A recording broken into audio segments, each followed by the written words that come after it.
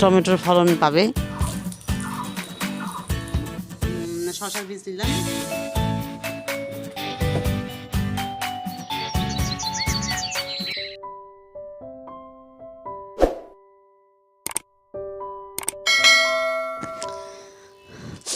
আজকে একটাও আর চারা খাইনি, সব আছে।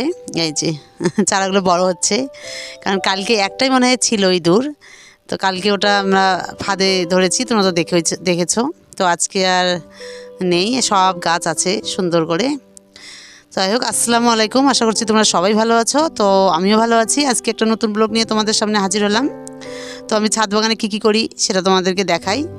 তো আজকে আমি কি করছি সেটা আজকে দেখাবো। তো তোমরা আমার ভিডিওটা শেষ অবধি দেখতে থাকো, আর যদি ভালো লাগে তাহলে অবশ্যই সাবস্ক্রাইব করবে আর কমেন্ট করতে ভুলবে না। তো আমি ছাদে কি করি তো সেটা তোমাদের দেখাচ্ছি। তার আগে একটা জিনিস দেখাই, একটা গাছে একদম এত টমেটো ধরেছে, সেটা পড়ে গেছে, আমি সকালবেলা এটা তুলে দিলাম। এই যে অসংখ্য টমেটো ধরেছে। মানে টমেটোর অল্প যত্নই যে এত টমেটোর ফলন পাওয়া যায় তোমরা ভাবতেই পাবে না। তোমরা শুধু ছাদে একবার টমেটো দিয়ে দেখো, দেখবে তাড়াতাড়ি টমেটোর ফলন পাবে। তো এই যে অসংখ্য হয়েছে, আর এই গাছটা শেষ হয়ে গেছে, তো তারপরেও ধরছে টমেটো, মানে ধরার শেষ নেই। তো টমেটোটার মাচা আমি ঠিকঠাক দিতে পারিনি, তো ইনশাল্লাহ আমি এরপরে যখন টমেটোটা চাষ করব তখন আমি ভালো করে মাচাটা দিয়ে দেব। যে এই ডালটা পড়ে গেছে একদম।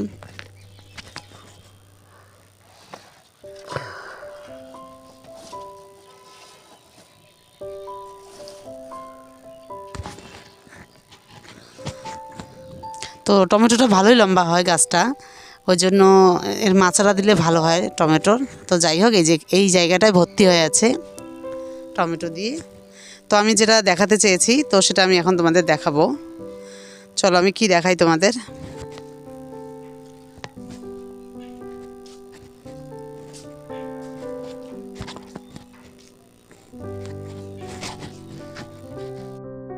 তো এই যে এখানে 3টে টব রেডি করেছি। এই যে একটা টব, আর একটা এই যে একটা তো এটা আমি তোমাদের দেখিয়েছি।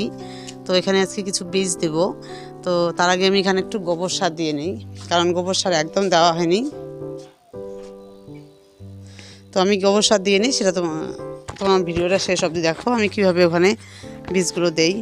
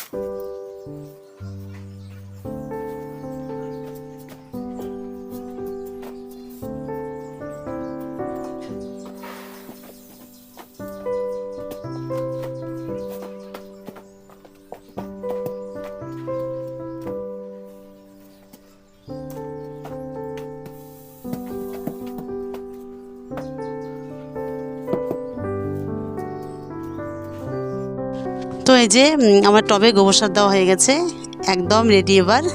তো এবার আমি বীজগুলো দিয়ে দিব, আর কি বীজ দেই সেটা তোমাদের দেখাচ্ছি।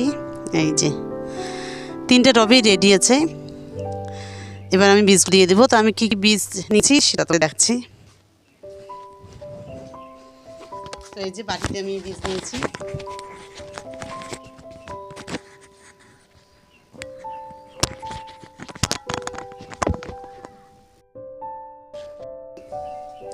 তো আমি বীজগুলো ভিজিয়ে রেখে তারপর তুলে এই কাপড়ে রেখেছি। আর তোমরা তো জানোই যে এইভাবে বীজ রাখলে তাড়াতাড়ি বীজ থেকে চারা হয়, তো এই জন্য এখানে রেখেছি।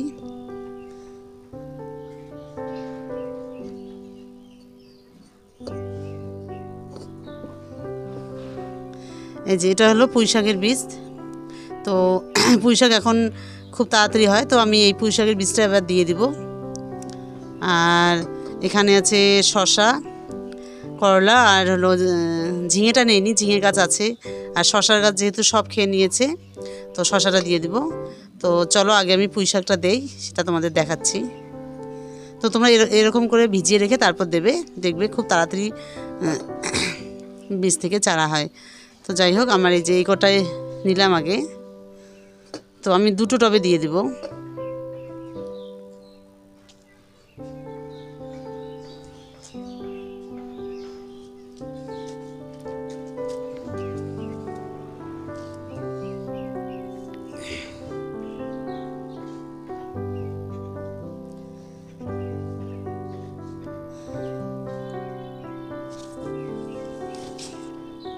আর পুঁই শাকও সেরকম যত্ন করতে হয় না, তা ফলন ভালো হয় পুঁই শাকের।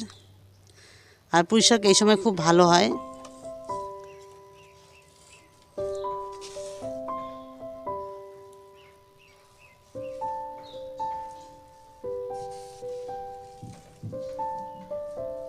এই যে আমার দেওয়া হয়ে গেল, এবার আমি এগুলো ঢেকে দেব।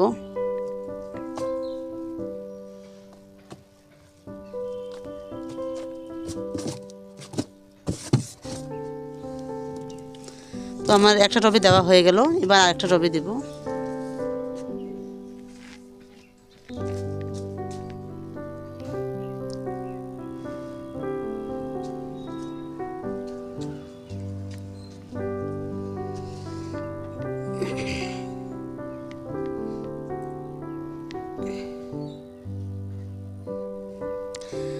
আর যেহেতু এখন মানে মার্চ মাস শেষ হওয়ার পর গরমটা আরও বেশি হবে, তখন বীজ দিয়ে অতটা লাভ হবে না, কিন্তু এখন তোমরা সবেরই বীজ দিতে পারো, এখন দিলে তাড়াতাড়ি হয় এই মাসটা, মার্চ মাসের দিকে। তো আমার ফাইনালি হয়ে গেছে পুঁই শাকের বীজ দেওয়া। আর আমার এই 2টো টপে যদি হয় তাহলে এই 2টো টপই আমার যথেষ্ট। এই 2টো টবে আমার ফাইনালি দেওয়া হয়ে গেছে, এবার ওই টপটায় আমি দেব।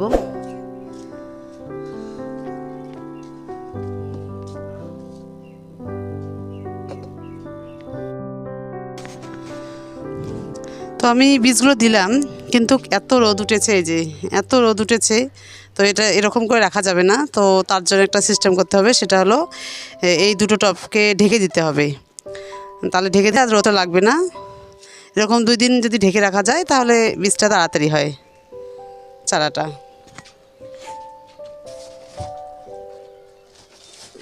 তো এই যে আমি একটা টব ঢেকে দিলাম, আর একটা টব ঢেকে দিব, না হলে রোদে একদম সব বীজ নষ্ট হয়ে যাবে, ওই জন্য আমি ঢেকে দিয়ে দিলাম।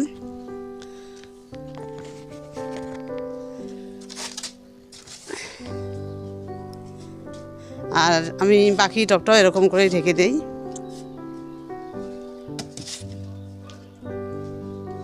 তো এই যে আমি টব 2টো ঢেকে দিলাম। তো এটা আমি বিকালবেলা এসে খুলে দেবো, আর দুপুরবেলা দেওয়া যাবে না, কারণ প্রচণ্ড রোদ ওখানে পড়ছে, তাহলে নষ্ট হয়ে যাবে বীজগুলো। এরকম বিকালবেলা এসে খুলে দেবো, আবার কালকে সকালবেলা এসে আবার ঢেকে দেবো।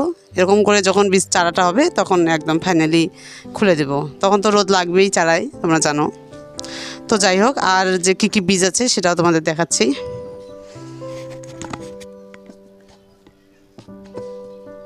তো এই যে ঝিঙের বীজ আছে, তো এটা দেবো না, কারণ ঝিঙের গাছ অনেক আছে, কিন্তু করলাটা দিতে হবে, আর শশাটা সব খেয়ে নিয়েছে। তো আমি শশার বীজ দিই, তোমরা দেখো।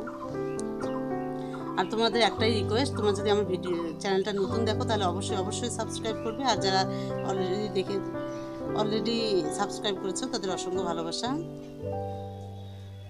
তো এই যে আমি শশার বীজ দিলাম।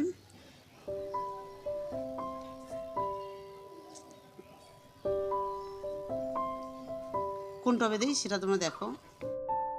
সব শশা গাছ খেয়ে নিয়েছে, খুব কষ্ট মানে কষ্টকর যে ব্যাপার। তো যাই হোক, আমি এখানেই দুটো বীজ দিব আর ওই টবটাতে দুটো বীজ দিব।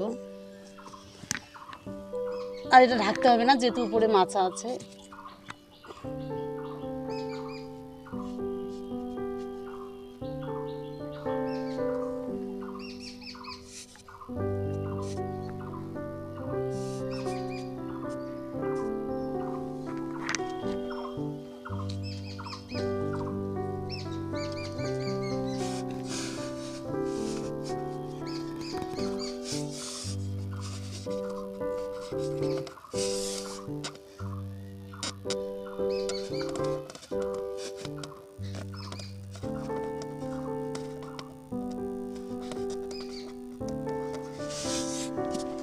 তো এই যে আমার শশা বীজ দেওয়া হয়ে গেল।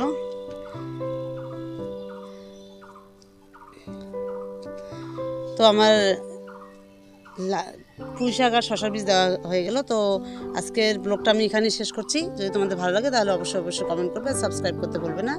তো এখন আমার শেষ। তোমরা সবাই ভালো থেকো, সুস্থ থেকো। আর আমি এবার গাছগুলোতে পানি দিয়ে